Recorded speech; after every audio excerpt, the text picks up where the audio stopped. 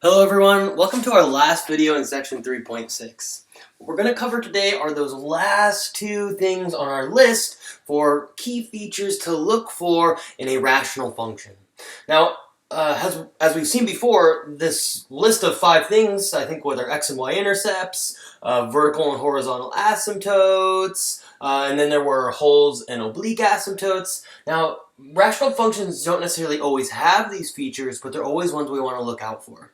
Okay, so let's start with the first one. Let's start with holes. What is a hole? Okay, well, just as it sounds, these graphs will have these things called holes. Okay, so let's show you an example. Now, this idea of a hole is something that pops up all the time in calculus, so we're going to want to make sure that we understand this. Okay, here's our first example.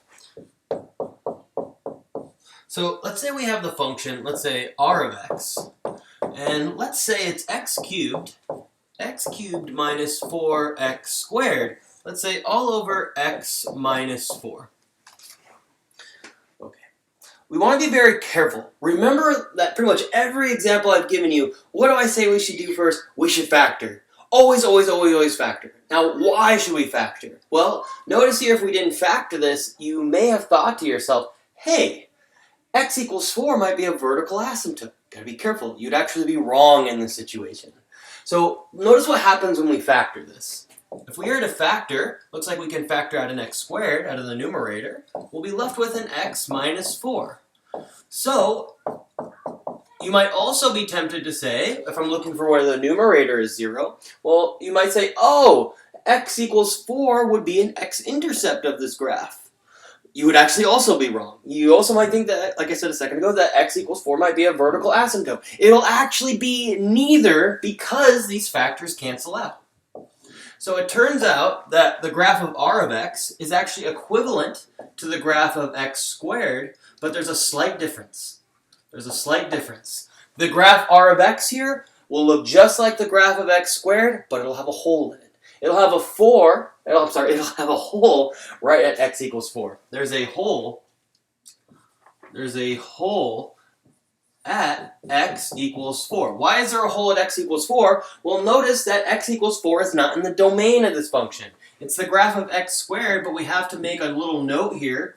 We have to make a note when we're looking at this function that x cannot be equal to 4. Notice if we tried to plug in 4. If we tried to plug in 4 into this function, well, what am I going to get out? I would get out a 4 cubed minus a 4 times 4 squared all over 4 minus 4. I have 4 cubed minus 4 cubed. I'm going to get 0 over 0. This is undefined. This is undefined when we take 0 and divide it by 0. We can't divide by 0. We can't even do 0 divided by 0. Oftentimes this form, when you see something that's 0 over 0, in calculus, they'll call this an indeterminate form. Indeterminate form. Okay, so let's go ahead and graph this function. Let's go ahead and graph it. Okay. So if I'm going to graph r of x, what I'm going to do is I'm going to look at its simplified version. It's going to look just like the graph of x squared. It's going to look just like the graph of x squared, but the problem is this function has a hole at x equals 4. 1, 2, 3, 4. So we'll get here to 4, and there's a hole in the graph. When I plug in 4, I don't get a meaningful output. So when I plug in 4, there should be no output here, so we put a hole in the graph. The only difference between the graph of r of x and the graph of x squared is they just disagree at one point. R of x has a hole in the graph. Now, a very common mistake I see that students make when graphing things like this is I see some students want to, red means bad, is they'll want to put the hole here. They're saying, oh, there's a hole at x equals 4. Recall that a hole, or I don't know if recall, but the hole is a property of the graph and not a property of the x-axis. So when I say there's a hole at x equals 4, I got to put a hole on the graph and not on the x-axis.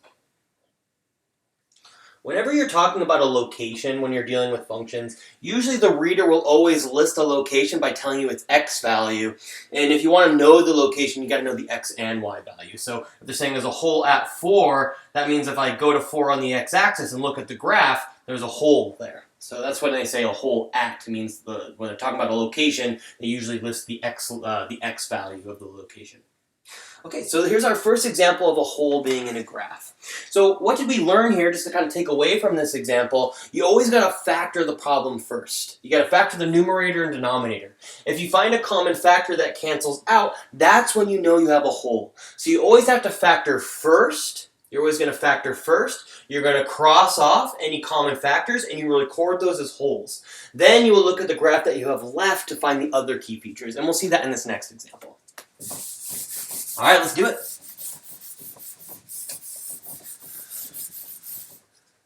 Okay, as our next example, okay, let's erase a little bit of this, give ourselves a little bit more room. Okay, as our next example, we're going to graph the following.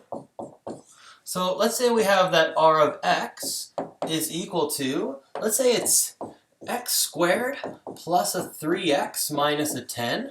All over, let's say it's x cubed plus 3x squared minus 13x minus 15. Go ahead and actually pause the video and give this one a shot on your own before we do it together. Okay, let's go. I'm actually going to turn this lamp on over here. Maybe the lighting will be a little bit better. I don't know. We're going to hope. Okay. Okay, so let's give this here a shot. Okay, so the first thing we're going to do, the first thing we're always going to do is we're going to factor. Okay. So the numerator isn't too bad to factor. The numerator, let's see, I need factors of negative 10 that add to 3. I need some sort of combination of 5 and 2. They have to add to be a positive number, so the smaller one has to be negative. Okay. Now, the denominator is a little bit trickier to factor. You could try as you might to use grouping. You could group the first two terms, make sure to do a plus the opposite, and group the second two terms. If you factored the greatest common factor out of each of those parentheses, you wouldn't have anything that matches for you to factor out. So factoring by grouping will not work. We have to use synthetic division. We have to use the rational roots theorem. So let's go ahead and do that. Let's go ahead and use the rational roots theorem. So let's make our list of possible zeros. Okay, we have a coefficient of 1 for our leading coefficient.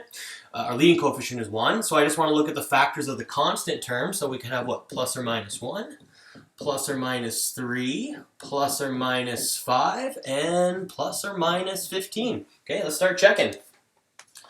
Okay, so what do we have? We'll have a 1, a 3, a negative 13, a negative 15. Okay, let's go ahead and check 1.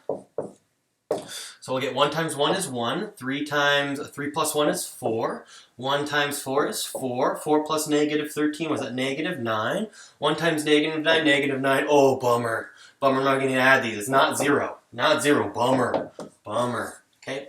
1 is not a root, x plus 1 is not a factor, sorry, x minus 1 is not a factor, let's check negative 1. Okay, let's check negative 1, right now we're still bummed. Right now we're still bummed out. Okay, let's check negative 1. Okay, if I bring down a 1, negative 1 times 1 is negative 1. 3 plus negative 1 is 2. Negative 1 times 2 is negative 2. Negative 13 plus negative 2 is negative 15. Negative 15, negative 1 times negative 15, that's positive 15. Yes! We get a remainder of 0. Turn that frown upside down. There we go. Awesome. So we have that the denominator here will factor too. If negative 1 is a root, then x plus 1 is a factor times an x squared plus 2x minus 15. Okay, so we'll get a x plus 1. Okay, let's see how this will factor. I think I need combinations of what, 5 and 3. I need combinations of 5 and 3. They got to add to a positive number. That means the smaller one is negative. Okay, and we're done. We've got a factor. How about that? All right, let's write it up. So what are we going to get? We're going to get an x plus 1. We'll get an x plus 5. And we'll get an x minus 3. All right, we have it all factored.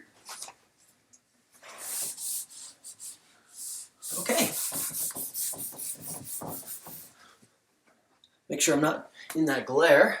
Beautiful. Okay, so what we're going to notice here is that these x plus 5's factor, or I'm sorry, they cancel out.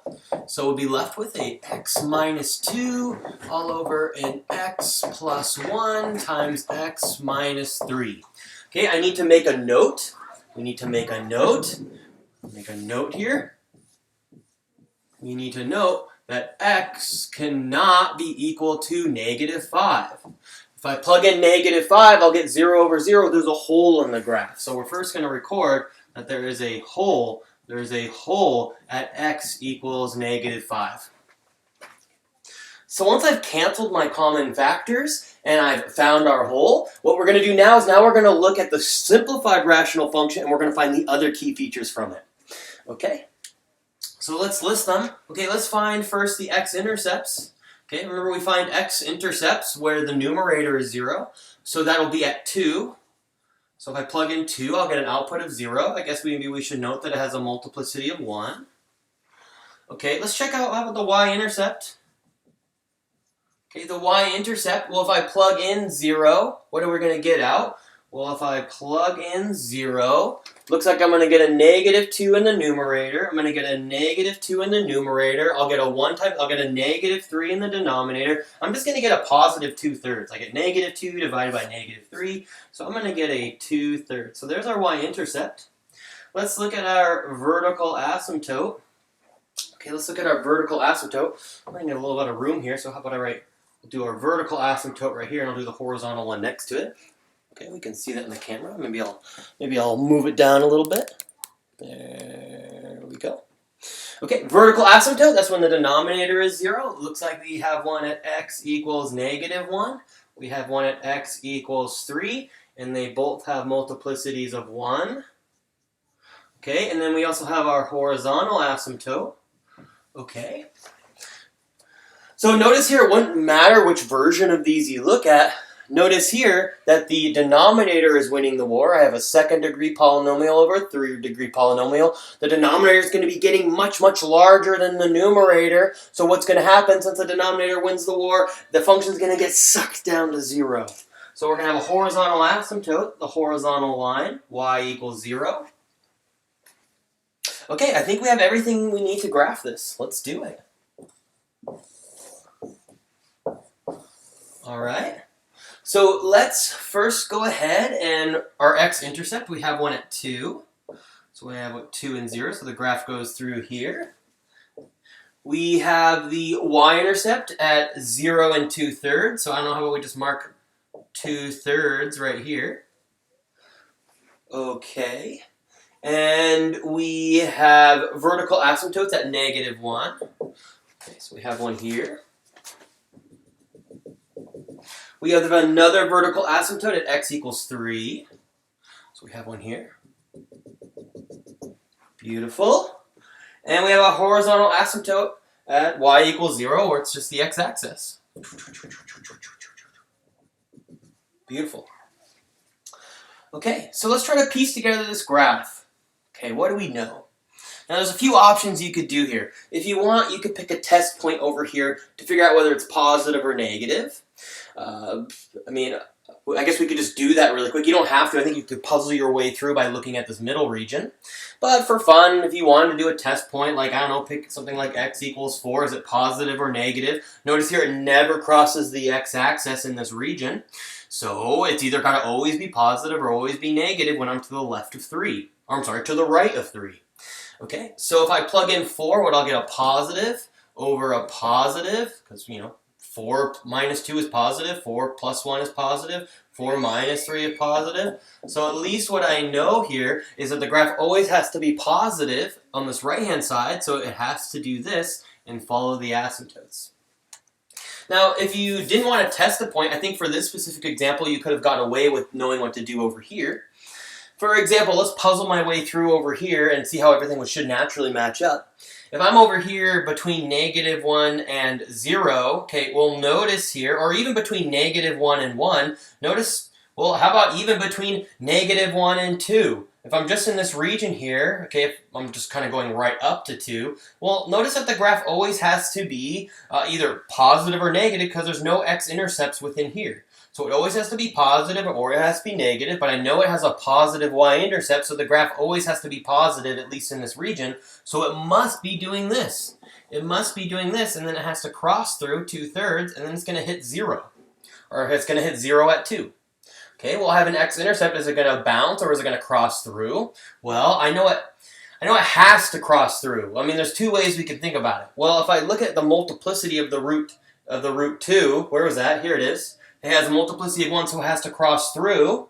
Okay, so notice here that already we should have opposite action on either side of this asymptote. So that means I must have an odd multiplicity for the x equals 3 root, which we do. We have a multiplicity of 1 on that asymptote. So everything is matching up. So what you could have actually done is not tested at a point over here. You could have puzzled your way through it in the middle and then realized that this asymptote has an odd multiplicity, so it must have opposite action. So you could have done it that way. And that's how I'm going to argue it over here. The multiplicity of the vertical asymptote x equals 1 has a multiplicity of 1, so it has to have opposite action on either side. So it has to do this. Now again, a great way to check your work is I know there are no x-intercepts over here, so the graph would always has to be positive or always has to be negative. Do a test point over here. I don't know, x equals -5, for example. That's something less than -1. Okay, check it over here. -5 minus 2, that's a negative. Divided by a negative times another negative. So 2 negatives make a positive, and then there's another negative. I got 3 negatives. It has to always be negative, so it should always be below the x-axis. So I love when all these things match up. Okay, so here's the graph. We're not done yet. We're not done yet. I guess I plugged in -5. I know I plugged in -5. Maybe I should have picked a different number. But notice there's a hole. There's a hole in this graph at -5. There's a hole in this graph at -5. So let's record that. -5. Okay.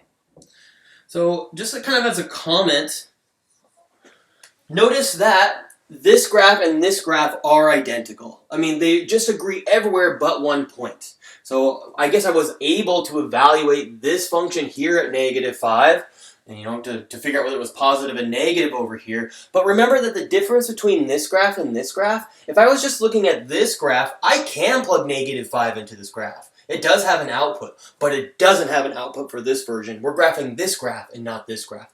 So that's why I guess I was able to plug in -5 here. But I have to note that we're graphing this function, and for this function, x cannot be equal to -5. That's why there's a hole there. Beautiful. Here's the graph.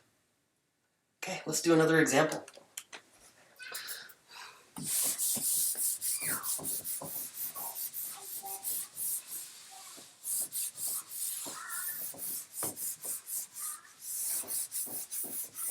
Okay, so let's go ahead and talk about these oblique asymptotes.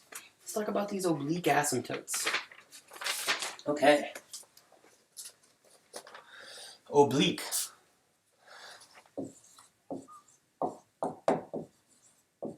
Oblique asymptotes. So for oblique asymptotes, a thing to note is when does an oblique asymptote happen? An oblique asymptote happens when I don't have a vertical asymptote. So you're either going to have, when I don't have horizontal asymptotes. So I'm either going to have a horizontal asymptote or I'm going to have an oblique asymptote. When are we going to have oblique asymptotes? We're going to get oblique asymptotes when the numerator wins the war. So this is when, we're going to say, when happens when the numerator, we'll say, has a larger degree.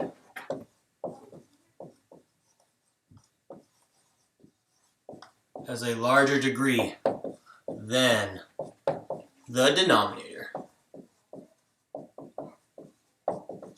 Okay. So the numerator is going to be winning the war. Okay, let me kind of show you an example, and hopefully we'll understand these oblique asymptotes from an example. Okay, so let's say we have the rational function. Let's say it's r of x, which is equal to, let's say, x squared plus 2x all over x minus 1. first thing we're going to do before we do anything is we're going to factor to make sure that there are no holes. So I can factor an x out of the numerator, and I'll be left with what, x plus 2 all over an x minus 1. So no factors, there's no common factors that cancel out, so there will be no holes. So if I wanted to start recording some of the features here before we talk about this oblique asymptote, what will be some of the features of this graph? Okay, well, it'll have an x-intercept. Maybe we'll start writing here. Where are its x-intercepts? Well, it's when the numerator is 0. So we'll have one at 0 and 0, and also at -2 and 0. These will each have a multiplicity of 1. Okay, how about our y-intercept? Okay, well, if I plug in 0, I get an output of 0. Okay, again, I'm not surprised that I have an x-intercept is 0, 0, then the y-intercept is 0, 0, because that's the only place where the x and y axes agree. Okay, so if 0, 0 is an x-intercept, that'll be the y-intercept. Okay, let's look at how about the vertical asymptotes. Okay, the vertical asymptotes, that happens when the denominator is 0, so that'll happen at x equals 1. And this will have a multiplicity of 1. Okay, horizontal asymptotes. Okay, in this case, there will be none. And there will be none, I'll write none, because the numerator is winning the war. Now, think about what's happening as x is getting really, really, really big. Well, I have a second degree polynomial on the top and the first degree in the bottom. The numerator is going to be getting really, really, really, really large compared to the denominator. This thing is going to explode. It's going to get really, really, really, really big. So this isn't going to approach some sort of horizontal asymptote. It's going to go off to either positive infinity or negative infinity. Okay? But there's a special way it does that. It just doesn't just go off there randomly. It's going to follow a path. It's going to follow what's called an oblique asymptote. For these situations, the book will always call these slant asymptotes. A slant asymptote is just a special type of oblique asymptote. I'll talk about more about that in just a second. But what we want to figure out, how is the graph approaching infinity? And I will show you how to do that in a second. So there will be no horizontal asymptotes, but there will be an oblique asymptote. So to understand the oblique asymptote, remember what horizontal asymptotes told us when we had one. They told us the end behavior of the function. As the graph gets really large, what is the graph settling on? What is it settling on? In this case here, for the oblique asymptote, if I'm trying to figure out what this graph is doing, I want to know what's the behavior of this graph as it gets really large. So the question we're going to ask here, question is r of x. What is r of x doing? What is r of x doing, let's say, when x gets really large? That's what we want to know. Well, to understand or how to see what's happening to this graph, we're actually going to do polynomial division. So we're going to write this function in a different form, and we're going to take a good look at it, and we're going to see what happens. So let's go ahead and do that. So let's divide these polynomials. So their answer, because this answer comes from polynomial division.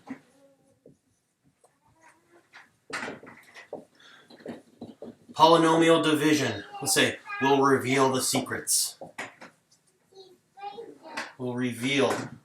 We'll reveal r of x's secrets. Okay, let's see. Let's divide this polynomial. Now, in this special case, what's great about this polynomial division is I can use synthetic division because I'm dividing by x minus 1. That's something in the form x minus c. So let's just do synthetic division. Okay?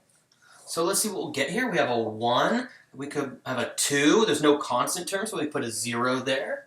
I'm dividing by x minus 1. So remember, I flip the negative 1 to a positive, so I'll put a 1 here. Okay, let's see what we get. We get a 1. 1 times 1 is 1. 2 plus 1 is 3. 1 times 3 is 3. 3 plus 0 is 3. Okay. So what I'm going to do is I'm going to erase a little bit of this. Okay, what did we just realize? Another way to write this polynomial, another way to write it, is I have my quotient, which is x plus 3, and then I'll be adding, well, what do I have? I have a 3 all over x minus 1. So using polynomial division, we can rewrite this polynomial in this form here. Okay? Okay, so what does this form tell us about the graph? Well, recall what we're trying to do here is what happens as x gets really, really, really big. Well, let's look at specifically the remainder divided by x minus 1, the rest of the division we couldn't do here. Notice as x is going to be getting really, really large, what is this term here going to be doing? Well, I have a number 3 over a number that's getting really, really, really large. So, you would be bummed if this was pizza. I don't know, like if you had a piece of pizza, and I don't know, you cut it into 12 slices, and then you took 3 of those slices, okay, cool. But if you cut that same pizza into 24 slices, and you took 3 of those slices, you'd have less pizza. If I cut it into 100 slices, and I only took 3 of them, man, I'm getting gypped on my pizza. Once it starts getting like to like a million, and I took a pizza, I cut it into 1,000,000 slices, and I took 3, I might as well have no pizza. What's this doing? It's going towards 0.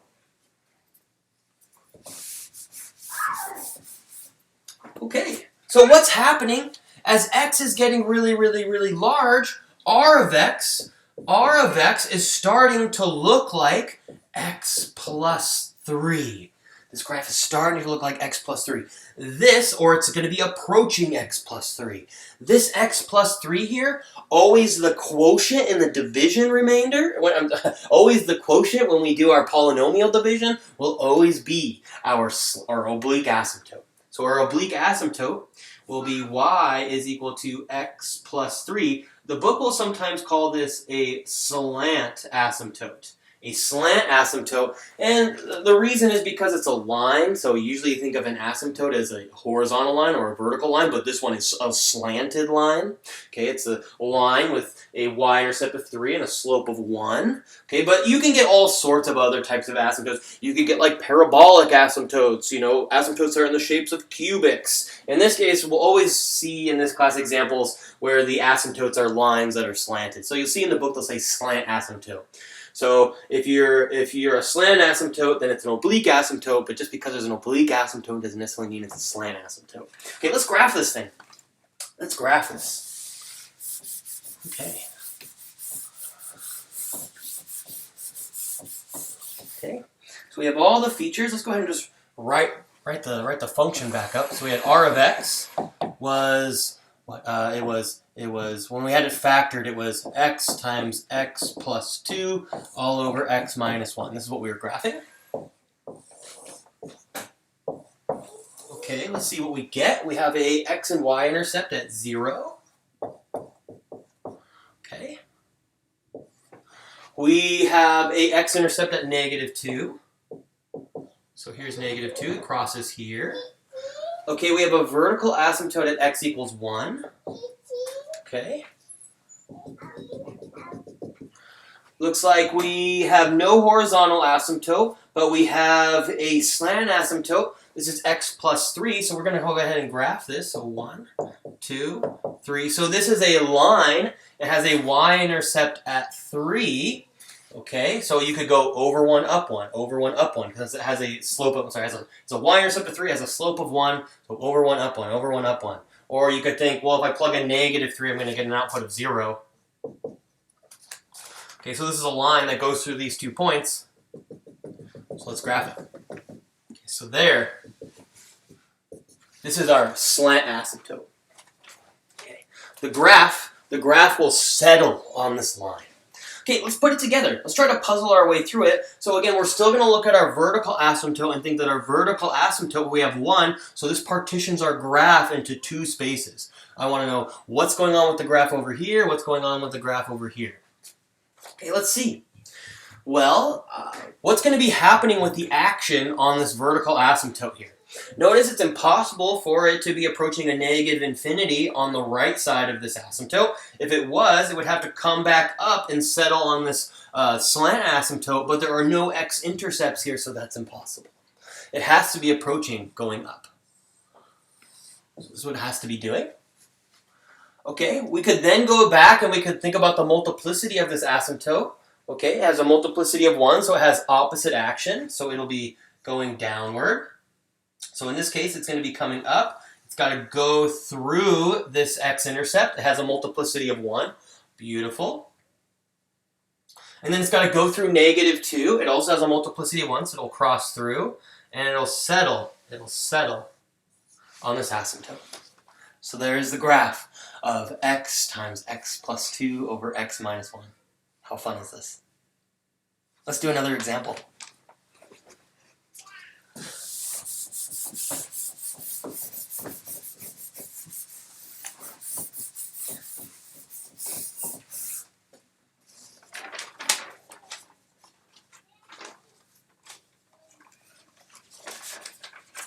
Okay. Yeah, let's do this one. We'll do 2 more examples. Okay, so let's try and graph. Let's say we have r of x. R of x is equal to, how about 2x cubed plus 2x all over x squared minus 1. Go ahead and pause the video and try to graph this one on your own. Okay, let's do it. Okay, first thing we're going to do, first thing we're always going to do, we're going to factor. Let's do it. Okay, what can I do here? Looks like I can factor out a 2. It also looks like I can factor out an x.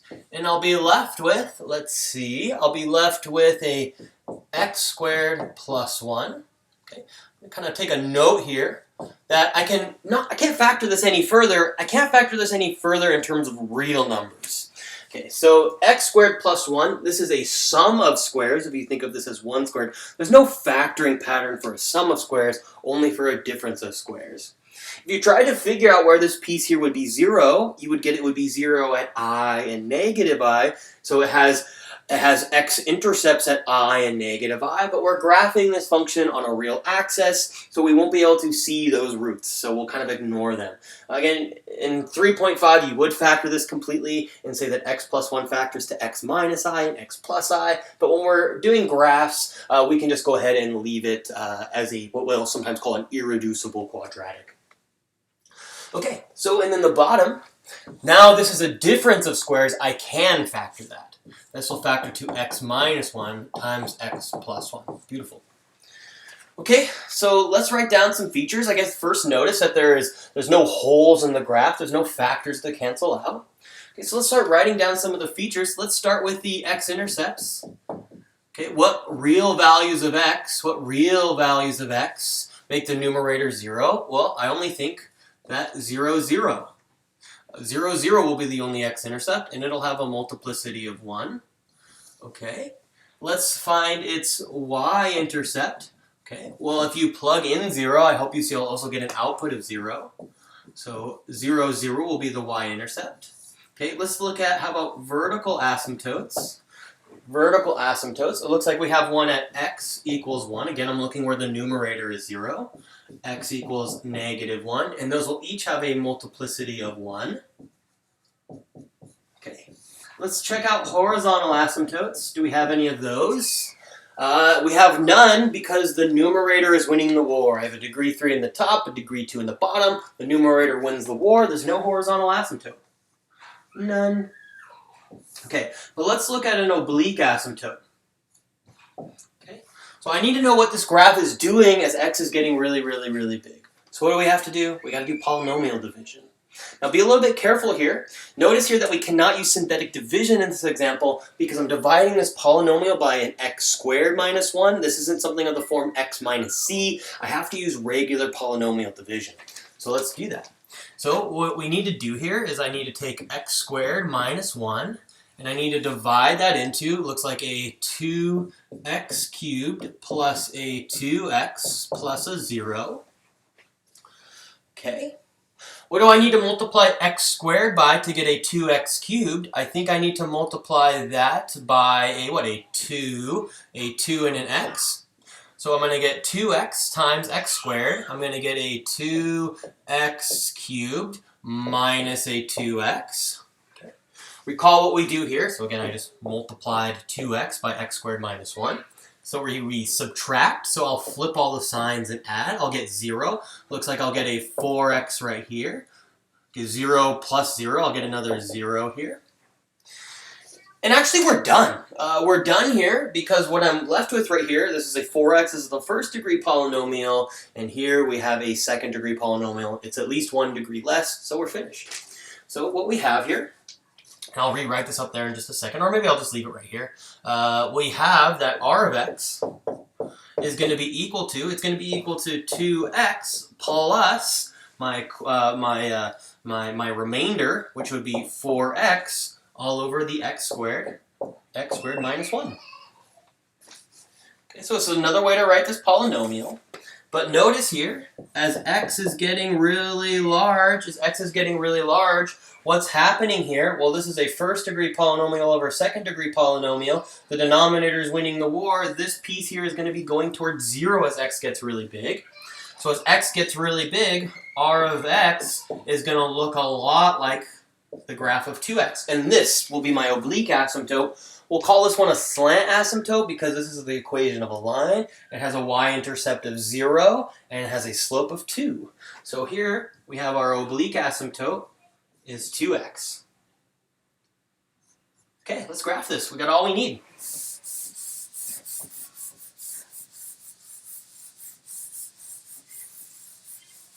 Okay.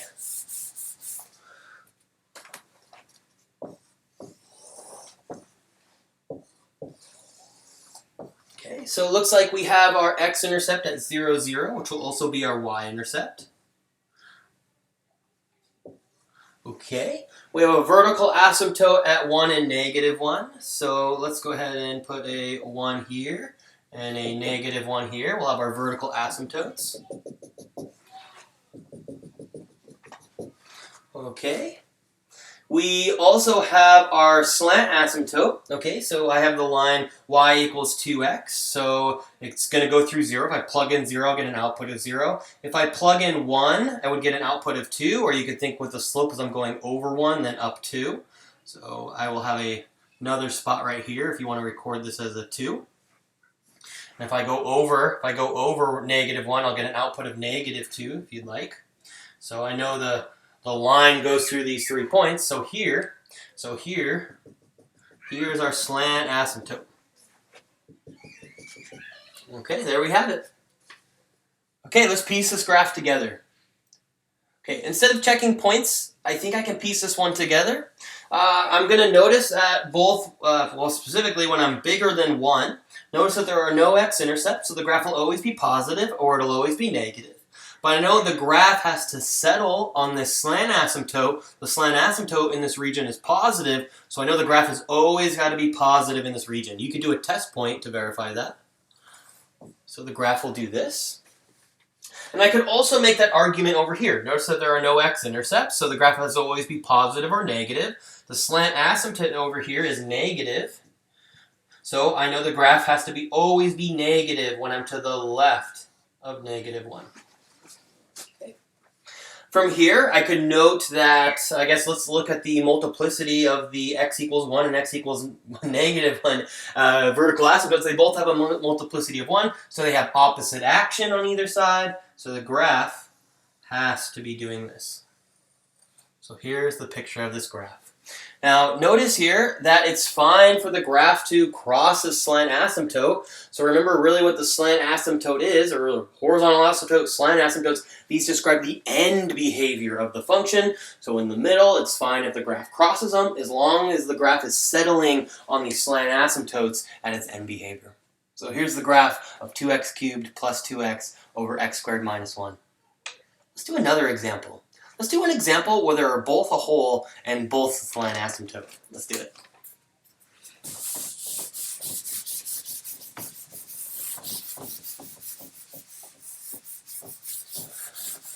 Okay. So let's say, for our last example, we have that r of x is equal to, how about x cubed minus 2x squared minus 8x all over x squared minus 4. Go ahead and pause the video and give this one a shot on your own before we do it together. Okay, let's do it. What are we going to do first? We're going to factor. Okay, so let's see here. Looks like I can factor out an x. Okay, and when I factor out an x, I'd be left with an x squared, a minus a 2x minus 8. It'll be a quadratic I believe we can factor. Okay, so what will that factor to? Okay, I need factors of negative 8 that add to negative 2, so I need a combination of a 4 and a 2. The middle term is negative that I have to add to a negative, so the larger of the two numbers is negative. Okay, in the bottom is a difference of squares pattern, so it'll be x minus 2 and x plus 2, and would you look at that? Would you look at that? The x plus 2's cancel out, which tells me that there's a hole in the graph. Okay, so I'm going to make a note here. Here I have x times an x minus 4 all over x minus 2. So the graph of this function and the graph of this function are identical. It's just that the graph of this function is not defined at negative 2. So we have to remember that x cannot be equal to negative 2. There's a hole there. I'm going to write it here. There's a hole at x equals negative 2. Okay, so now all of the other features that I'm going to find from this graph, once it's in its simplified form, are all going to come from me looking at this version of it. Okay, so we'll find our x-intercepts. So our x-intercepts, well, that'll be at x equals 0, so 0, 0, and it'll have a multiplicity of 1. Also at 4, 4, 0 will be an x-intercept, and this will be also have a multiplicity of 1. Okay, its y-intercept will also be 0, 0. Okay, let's look at our vertical asymptotes. Our vertical asymptotes is when the denominator is 0. That'll be at x equals 2. And that'll have a multiplicity of 1. Okay, maybe if I just record it right here, we're running a little bit low on room. The horizontal asymptote. Okay, notice since the numerator is winning the war, there will be no horizontal asymptote, so there'll be none. But there will be an oblique asymptote. Okay, so as a tip, you could do the polynomial division from either of these versions. You could do the polynomial division here to figure out the oblique asymptote, or you could do it over here to figure out the oblique asymptote. You're going to get the same answer. Now, what would I do? I'm going to use the simplified version because, well, in this situation, well, I can use synthetic division here where I wouldn't be able to use it here. Okay, so let's go ahead and do this. Let's divide these polynomials. Oh, we can use synthetic division. Okay, I'll put a 2 here. And now if I were to distribute this in, this would be a 1x squared, so a 1, and then a negative 4x, so a negative 4 and a 0. Okay, let's go ahead and do this. Drop down the 1. 2 times 1 is 2. 2 and negative 4, what will that be? A negative 2. A 2 times a negative 2, what will that be? A negative 4. Add these together, we'll get out a negative 4. Okay, so what we have here is we have that this polynomial, r of x, is going to be equal to x minus 2. It's going to be x minus 2 plus a negative 4 all over x minus 2. Okay. So as x gets really large here, this piece here will go towards 0. So we'll have that r of x will be approximately equal to x minus 2. As x gets really big, this will be our slant asymptote or our oblique asymptote. So our oblique asymptote, y will be equal to x minus 2. Again, it's called a slant asymptote because it's the equation of a line. Okay, so I think we have everything we need to graph this. Let's do it.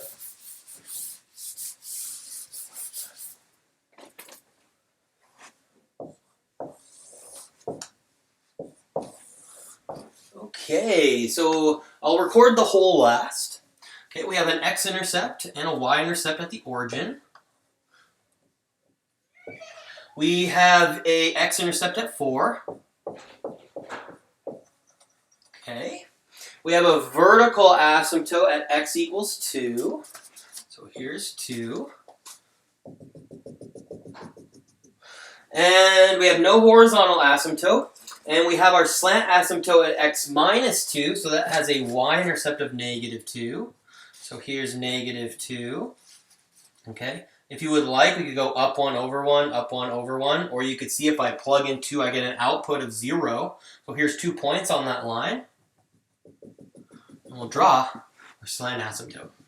There we go. All right, so now we have two regions that we need to fill in. Okay, let's start with the right-hand side. Okay, let's see what's going to happen. Well, I guess there's if I'm looking at the right-hand side here, I do have a couple of questions on what could possibly happen. Well, it is possible for the graph to start upward and for it to come down, and it could possibly bounce off the 4 and come up and approach the the slant asymptote. But for that to happen, this would have to have a multiplicity, an even multiplicity, but it has an odd multiplicity, so I know the graph crosses through here. So it's no way for it to be able to approach this asymptote, x equals 2 from the right at infinity, come down and cross through and come back up. I would have to have more x-intercepts. So it has to be approaching downward. So we puzzle that one here together. It'll come up and it'll approach the slant asymptote. Okay, what's the multiplicity of our asymptote? Okay, our multiplicity of our asymptote is 1, so it has to have opposite action. So I know the graph has to be approaching upward. Okay, it's got to hit the x and y intercept, and it's going to come down and it's going to settle on the slant asymptote. Okay, the only thing we didn't record here is the hole. There's a hole at x equals -2. So here's -2. Recall a hole is a feature of the graph. So I'm going to record the hole on the graph. So there we go. Here is the graph of x cubed minus 2x squared minus 8x all over x squared minus 4. Okay, that's all I have for this section. I hope you enjoyed it. We'll see you in the next one. Take care.